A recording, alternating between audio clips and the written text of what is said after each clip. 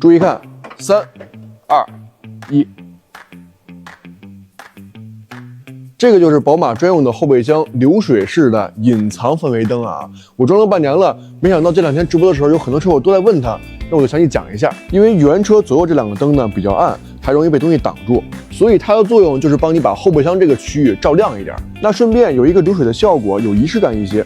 如果你不喜欢流水这个效果的话，可以选择常亮款，就是一开门会直接亮，就没有这个效果了。包装里包括了一组灯条，跟一个1分2的插头，一根撬棒，一个穿引线，跟一个胶布。首先需要把后备箱左侧这个隔板打开啊，然后手伸进去，把这个前面的小白灯给它顶出来，把灯上面插头拔下来，对插到这个1分2这个大头上面啊。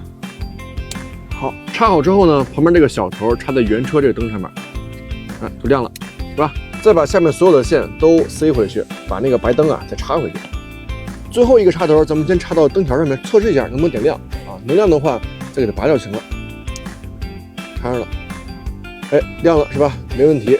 这时候呢，我们再给它拔掉，再去安灯条啊。用穿引线把灯条这个插口啊给它绑一块啊。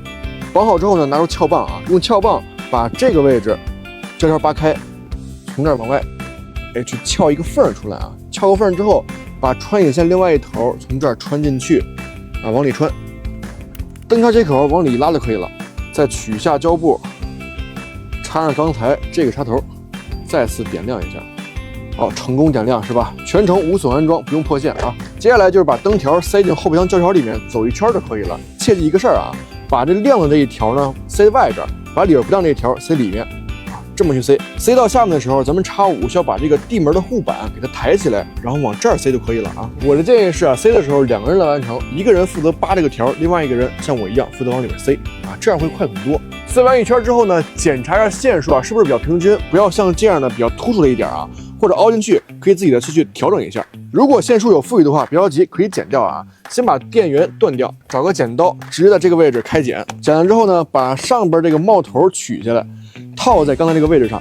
套好之后呢，再把它藏进去，然后插头啊，来插上，多余的线直接往里边卷一卷，藏在里面。最后再把这个侧盖板啊盖回去。